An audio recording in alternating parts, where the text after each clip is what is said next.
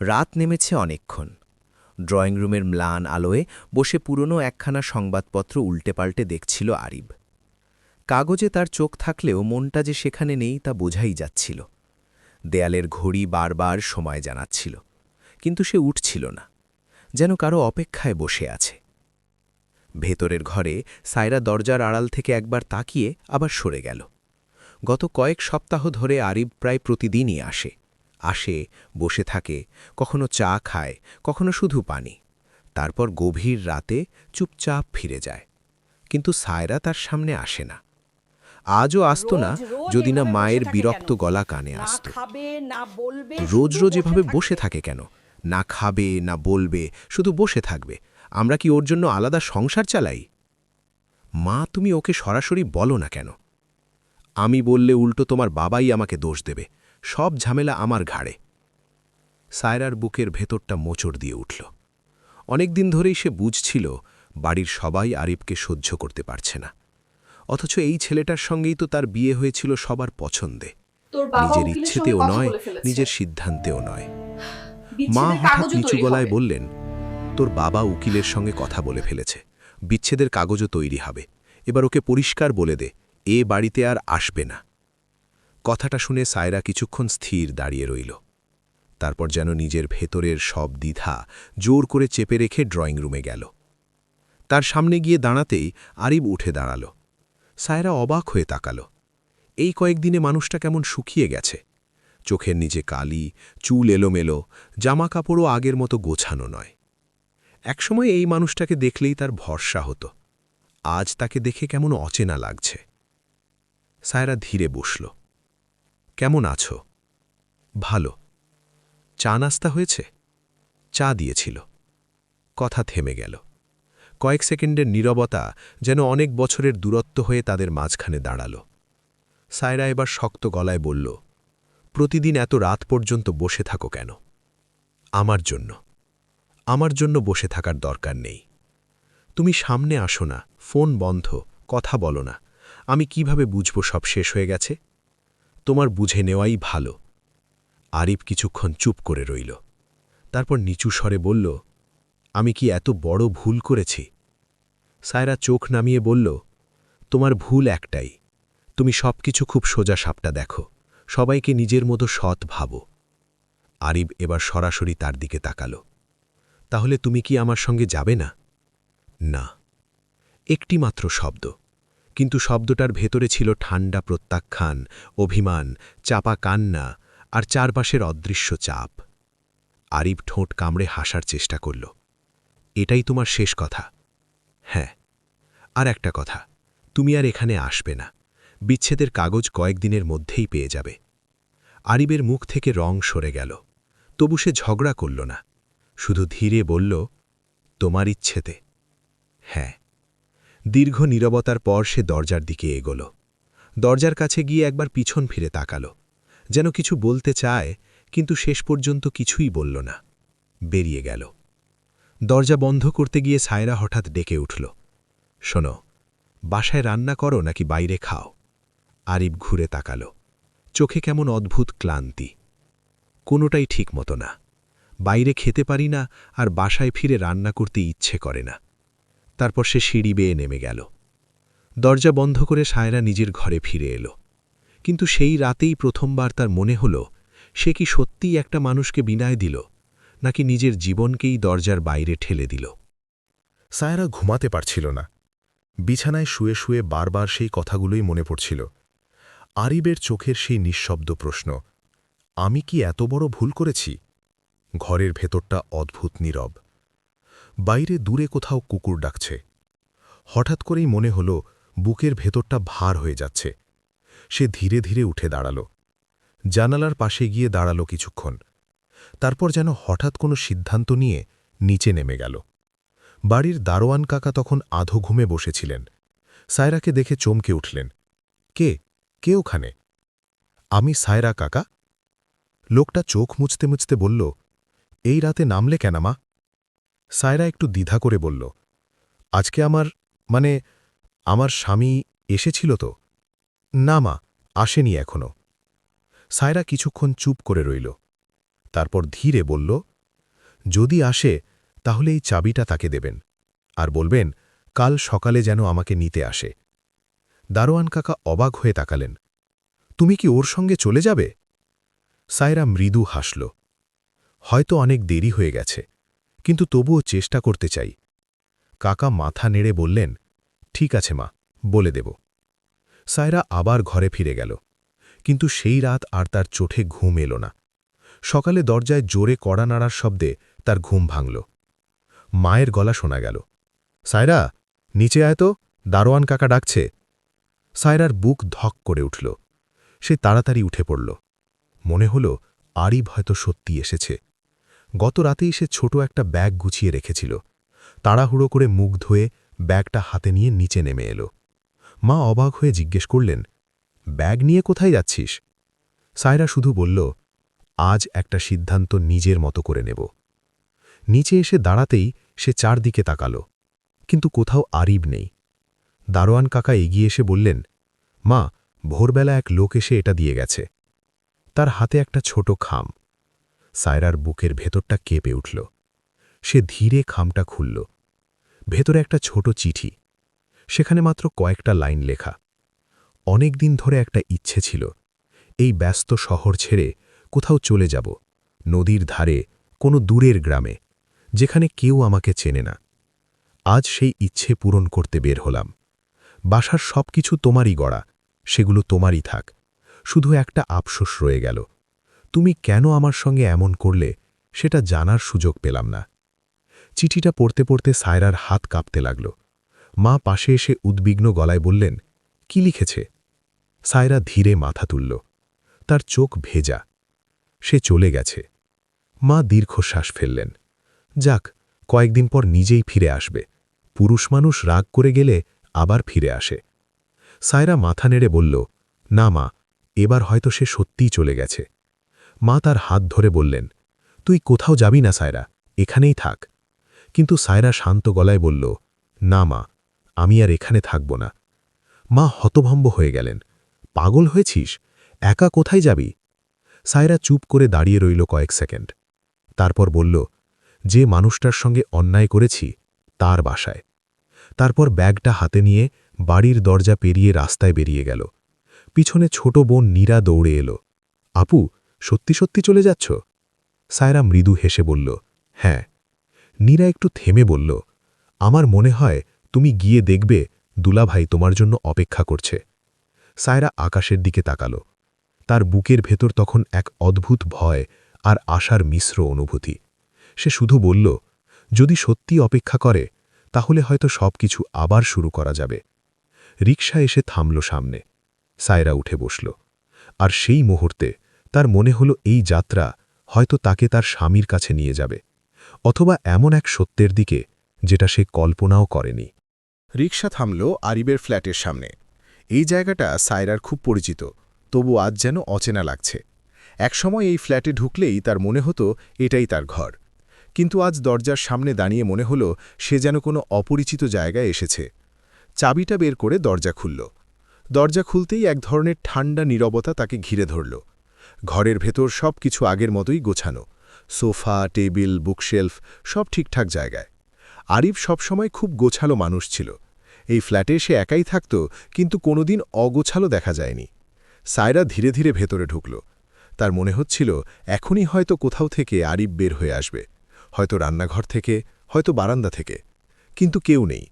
পুরো ফ্ল্যাটটা নিঃশব্দ। সে ব্যাগটা রেখে রান্নাঘরে গেল। অনেকক্ষণ কিছু খায়নি। গ্যাস জ্বালিয়ে পানির কেটলি বসালো। চা বানাতে বানাতে হঠাৎ তার মনে হলো এই বাড়িতে শেষবার সে কবে এসেছিল। মনে করতে পারল না। চা নিয়ে বারান্দায় গিয়ে বসল। হালকা বাতাস বইছে। দূরে শহরের শব্দ। হাতে আরিবের লেখা সেই চিঠি। শেষ লাইনটা আবার পড়ল, তুমি কেন আমার সঙ্গে এমন করলে সেটা জানার সুযোগ পেলাম না। সায়রার বুকের ভেতরটা হঠাৎ ভার হয়ে উঠল। ঠিক তখনই একটা বিষয় তার চোখে পড়ল। সে যখন বারান্দায় বসেছিল তখন চায়ের কাপটা টেবিলের ওপর ছিল, কিন্তু এখন কাপটা নেই। সায়রা থমকে গেল। সে উঠে দাঁড়িয়ে চারদিকে তাকাল। তারপর রান্নাঘরের দিকে গেল। কাপটা সেখানে ধোয়া অবস্থায় রাখা। তার হাত ঠান্ডা হয়ে গেল। সে তো কাপটা এখানে রাখেনি। তাহলে কে রাখল? ফ্ল্যাটে কি কেউ এসেছিল? তার মনে হঠাৎ একটা অস্বস্তি জন্ম নিল। সে দ্রুত সব রুম ঘুরে দেখল। কোথাও কেউ নেই। সব দরজা ভেতর থেকে বন্ধ। নিজেকে বোঝানোর চেষ্টা করল, হয়তো ভুল মনে হচ্ছে, কিন্তু তার মন বলছিল এখানে কেউ ছিল। আর ঠিক তখনই তার চোখে পড়ল আরেকটা অদ্ভুত ব্যাপার। ড্রেসিং টেবিলের সামনে যেখানে আরিফ তার অফিস আইডি কার্ড রাখত, জায়গাটা খালি। সায়রা অবাক হয়ে গেল। আরিফ কখনো আইডি কার্ড অন্য কোথাও রাখত না। তাহলে কি সে অফিসে গেছে? কিন্তু চিঠিতে তো লিখেছিল সে শহর ছেড়ে চলে গেছে। কিছুই বুঝতে পারছিল না। হঠাৎ তার মাথায় একটা চিন্তা এলো। যদি আরিফ সত্যিই অফিসে গিয়ে থাকে, তাহলে সেখানে খোঁজ নিলে হয়তো কিছু জানা যাবে। আর দেরি করল না। ব্যাগটা রেখে দ্রুত বের হয়ে গেল। আরিফের অফিসে পৌঁছতে দুপুর হয়ে গেল। গেটের সামনে দাঁড়িয়ে থাকা সিকিউরিটি গার্ড সায়রাকে দেখে চিনে ফেলল। আরে ম্যাডাম, আপনি? হ্যাঁ আঙ্কেল, আরিফ কি অফিসে আছে? গার্ড একটু ভেবে বলল, আজ সকালে এসেছিল, কিন্তু 1 ঘন্টা আগে বের হয়ে গেছে। সায়রার বুক ধক করে উঠল। কোথায় গেছে জানেন? না ম্যাডাম, তবে রিয়াদ স্যার ভেতরে আছেন। রিয়াদ আরিফের সবচেয়ে কাছের বন্ধু। দুজন একসঙ্গে কাজ করত। সায়রা দ্রুত অফিসের ভেতরে ঢুকল। রিয়াদ তাকে দেখে অবাক হয়ে বাড়িয়ে গেল। ভাবি, আপনি এখানে? সায়রা আর অপেক্ষা করল না। আরিফ কোথায়? রিয়াদ একটু থেমে বলল, আপনি জানেন না? কি জানব? রিয়াদ ধীরে ধীরে বলল, সে বলেছিল তার কোনো আত্মীয় অসুস্থ, 2 দিনের জন্য বাইরে যাবে। সায়রা হতভম্ব হয়ে গেল। সে কি বলেছিল কোথায় যাচ্ছে? রিয়াদ মাথা নেড়ে বলল, না, শুধু বলেছিল আপনি সব জানেন। সায়রার বুকটা যেন হঠাৎ ফাঁকা হয়ে গেল। সে সব কিছু খুলে বলল, চিঠি, বাসা, তার চলে আসা। সব শুনে রিয়াদ স্তব্ধ হয়ে বসে রইল। কিছুক্ষণ পরে বলল, আমি যদি একটু বুঝতাম, তাহলে তাকে যেতে দিতাম না। সায়রা নিঃশ্বাস ফেলল। আমি তাকে খুঁজে বের করব। রিয়াদ টেবিলের ড্রয়ার খুলে একটা প্যাকেট বের করল। এটা আপনার জন্য রেখে গেছে। সায়রা অবাক হয়ে তাকাল। আমার জন্য? হ্যাঁ। সায়রা ধীরে প্যাকেটটা হাতে নিল। তার মনে হচ্ছিল এই ছোট প্যাকেটের ভেতরে হয়তো এমন কিছু আছে যা তার পুরো জীবনটাই বদলে দেবে। রিয়াদের দেওয়া প্যাকেটটা হাতে নিয়ে কিছুক্ষণ স্থির দাঁড়িয়ে রইল সায়রা। হঠাৎ মনে হলো বুকের ভেতর অদ্ভুত একটা ভয় কাজ করছে। যেন প্যাকেটটা খুললেই এমন কিছু জানতে পারবে যা সে শুনতে প্রস্তুত নয়। তবুও ধীরে ধীরে খামটা খুলল। ভেতরে একটা ছোট চেক বই আর একটা ভাঁজ করা কাগজ। চেক বইটা খুলে সে অবাক হয়ে গেল। প্রায় সব পাতাতেই আরিফের সিগনেচার করা, অর্থাৎ চাইলে যে কেউ টাকা তুলতে পারে। কাগজটা খুলে পড়তেই তার চোখ ঝাপসা হয়ে গেল। লেখা, আমি আমার দরকার মতো কিছু নিয়ে বের হয়েছি, বাকিটা তোমার জন্য রেখে গেলাম। একদিন যদি নতুন জীবন শুরু করতে চাও, তাহলে নিজের অতীত লুকাতে পারো। সবাইকে বলবে তোমার স্বামী মারা গেছে, কারণ এই সমাজে ডিভোর্সি মেয়েদের দিকে মানুষ অন্য চোখে তাকায়। কাগজটা হাত থেকে পুড়ে গেল। সায়রার মনে হলো বুকের ভেতর কেউ একটা পাথর ছুঁড়ে মারল। আরিফ এতটা ভেবে গেছে, তার ভবিষ্যৎ পর্যন্ত চিন্তা করেছে, কিন্তু সে তো শুধু তাকে দূরে ঠেলে দিয়েছে। রিয়াদ ধীরে বলল, ভাবি, একটা কথা জিজ্ঞেস করব? সায়রা মাথা তুলল। হ্যাঁ। আপনি কি সত্যিই আরিফকে ভালোবাসতেন? প্রশ্নটা শুনে সায়রা কিছুক্ষণ চুপ করে রইল। তারপর খুব আস্তে বলল, হ্যাঁ, খুব। রিয়াদ দীর্ঘ শ্বাস ফেলল। তাহলে আপনি তাকে এভাবে দূরে সরিয়ে দিলেন কেন? সায়রা চোখ নামিয়ে বলল, একদিন বলবো। আর কিছু না বলে সে অফিস থেকে বের হয়ে গেল। বিকেলে ফ্ল্যাটে ফিরে এসে সায়রা দরজা খুলতেই আবার সেই অদ্ভুত অনুভূতি হল। মনে হলো ঘরের ভেতরে কেউ এসেছে।